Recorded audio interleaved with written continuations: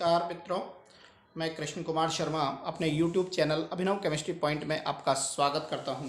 दोस्तों आज मैं रसायन विज्ञान का जो साइकोलॉजी का पेपर हुआ था 11 तारीख को, उसके महत्वपूर्ण प्रश्न आप लोगों के सामने ला रहा हूं। इस पे आप देखोगे कौन कौन से क्वेश्चन जो हैं डिलीट हो सकते हैं, ये भी आप लोग इस पेपर के माध्यम से देखोगे।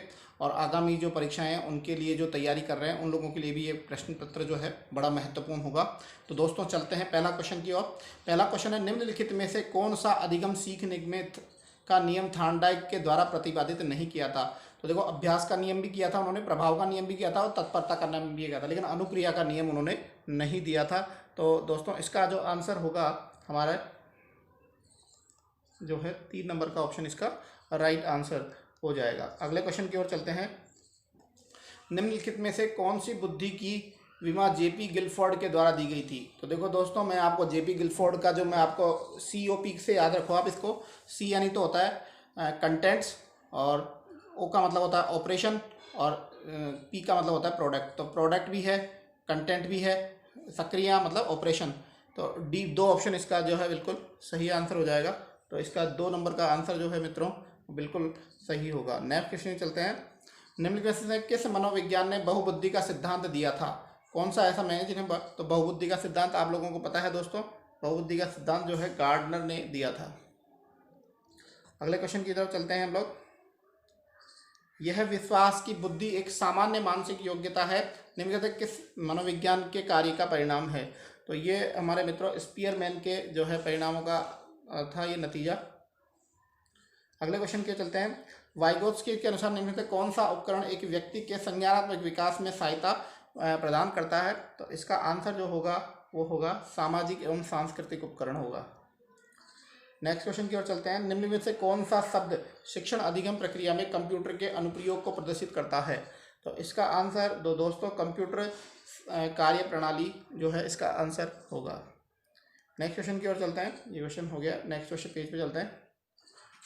निम्न में से कौन सा श्रव्य दृश्य सामग्री का उदाहरण है। तो श्रव्य दृश्य आप सबको पता है, टेलीविजन जो है एक श्रव्य दृश्य है जिसमें सुना भी जा सकता है और जिसको देखा भी जा सकता है। अगले क्वेश्चन की ओर चलते हैं। निम्न में से कौन सा पद प्रणाली उपागम में सम्मिलित नहीं है। तो प्रणाली मॉड्यूल जो है इसके अंदर सम्मिलित नहीं है, बाकी तीनों है जो है सम्मिलित है। ये क्वेश्चन जो है बहुत बार रिपीट हो गया, चौथी बार जो है मैंने पेपर सोल्व करने में ये क्वेश्चन आ चुका है मित्रों। अगले क्वेश्चन की ओर चलते हैं हम। निम्नलिखित में से कंप्यूटर सहायक अनुदेशन में शिक्षण अधिगम प्रक्रिया में अनुप्रयोग निम्नलिखित से किस उद्देश्य की संप्राप्ति है। तो इसमें अंदर जो है आपसे आंसर हो जाएगा संज्ञानात्मक उद्देश्यों की प्राप्ति। अगले क्वेश्चन की ओर चलते हैं। CIET का पूरा नाम क्या है। तो इसका नाम है केंद्रीय शैक्षिक प्रौद्योगिक संस्थान, जो है इसका ऑप्शन नंबर पहला ऑप्शन बिल्कुल इसका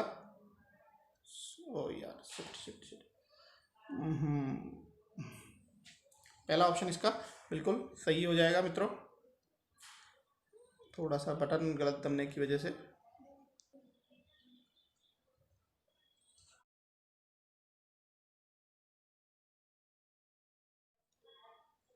अगले क्वेश्चन की ओर चलते हैं मित्रों।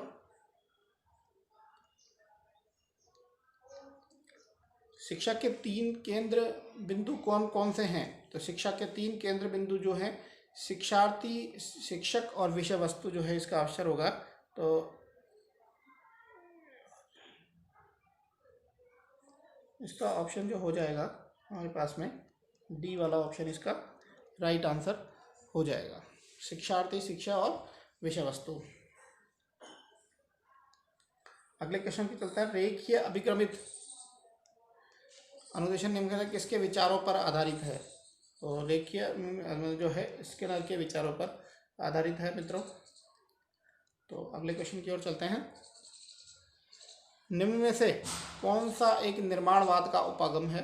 तो निर्माणवाद का जो उपागम है वो हमारा सामाजिक उपागम जो है इसका सही आंसर होगा। स्वमूल्यांकन निम्नलिखित किसके ऊपर आधारित है। स्वमूल्यांकन जो है निर्मितवाद के ऊपर आधारित है। अगले क्वेश्चन की चलते हैं। बाहर विहीन अधिगम निम्नलिखित में किस समिति की रिपोर्ट का नाम है। तो इसका आंसर जो है यशपाल समिति हो जाएगा। अगले क्वेश्चन लिखित है। व्यवहारवाद के सिद्धांत के निम्न में से कौन सा अधिगम है। तो इसका आंसर जो हो जाएगा वो हमारा वस्तुनिष्ठ तरीके से अवलोकन और मापन जो है इसका आंसर हो जाएगा। नेक्स्ट क्वेश्चन है। टोली शिक्षण जब 2 या 2 से अधिक शिक्षक किसी छात्रों के समूह को पढ़ाते हैं तो उसे हम टोली शिक्षण हम कहते हैं। 2 नंबर का आंसर इसका बिल्कुल सही हो जाएगा। नेक्स्ट क्वेश्चन की ओर चलते हैं। निम्न में से कौन सी कोहलबर्ग द्वारा प्रस्तावित नैतिक विकास का सिद्धांत नहीं है? तो इसका आंसर जो हो जाएगा गैर परंपरागत हो जाएगा। अगले क्वेश्चन की ओर चलते हैं, पेज चेंज करना पड़ेगा। अगले निम्न में से अध्यापकों के मानसिक स्वास्थ्य में सुधार में सहायक है मुख्य अध्यापक का लचीलापन। 2 नंबर का आंसर जो है इसका बिल्कुल सही हो जाएगा। नेक्स्ट क्वेश्चन की ओर चलते हैं। MOOC का पूरा नाम क्या है? तो MOOC का पूरा जो नाम है मैसिव ओपन ऑनलाइन कोर्सेज जो है इसका, मैसिव ओपन ऑनलाइन कोर्सेज इसका IUPAC नाम जो है इसका, वो फुल नेम इसका क्या हो जाएगा? Massive open online courses. ठीक है, तो अगले क्वेश्चन की ओर चलते हैं हम लोग। नेक्स्ट क्वेश्चन, सृजनात्मक जो है प्रकार का चिंतन है वो एक अपसारी चिंतन है दोस्तों। सृजनात्मक कैसा चिंतन है? अपसारी चिंतन है। निम्न से कौन सा अधिगम स्थान का एक सिद्धांत है? अधिगम समरूपता का, आइडेंटिकल्स का। तो इसके अंदर समरूप तत्व का सिद्धांत जो है इसका सही आंसर हो जाएगा। नेक्स्ट क्वेश्चन क्या होता है? निम्न में से कौन सा एक रक्षा युक्ति का प्रकार नहीं है? तो इसका आंसर जो है समायोजन हो जाएगा। 3 नंबर का आंसर जो है इसका सही हो जाएगा। नेक्स्ट, समीपस्थ विकास का संप्रत्य किसके द्वारा प्रदातित किया गया था? संप्रत्य विकास का संप्रत्य वाइगोत्स्की के द्वारा किया गया था। अगले क्वेश्चन क्या है? सरकारी अधिगम व्यूहरचना विकास सिद्धांत किसके आधार पर आधारित है? तो दोस्तों ये निर्मितवाद के सिद्धांत पर आधारित है। अगले क्वेश्चन की ओर चलते हैं, पेज चेंज करना पड़ेगा। निम्न में से कौन से अधिगम परिस्थिति ई अधिगम को नहीं देता है? तो विचारात्मक विवेचनात्मक अधिगम जो है इसको नहीं देता है। नेक्स्ट क्वेश्चन की ओर चलते हैं हम लोग। निम्न में से अधिगम प्रबंधन प्रकार LMS का प्रकार नहीं है? तो LMS में जो है ब्लैक बोर्ड नहीं होगा दोस्तों। नेक्स्ट क्वेश्चन की ओर चलते हैं। रिचर्ड सचमैन के द्वारा प्रदत्त कौन सा शिक्षण प्रतिमान प्रतिपादित किया गया था? तो पूछताछ वाला जो है वो रिचर्ड सचमैन के द्वारा किया था। 2 नंबर का आंसर हो जाएगा।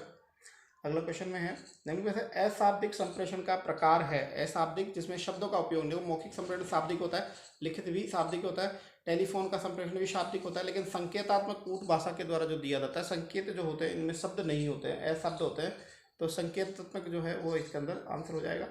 नेक्स्ट, निम्न में से कौन सी संप्रेषण की एक अमुद्रित सामग्री नहीं है?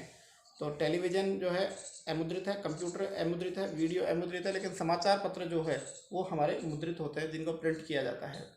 121 के बारे में। अगले क्वेश्चन की ओर चलते हैं। अगला क्वेश्चन जो है हमारे इस प्रकार साइकोलॉजी के क्वेश्चन समाप्त हुए।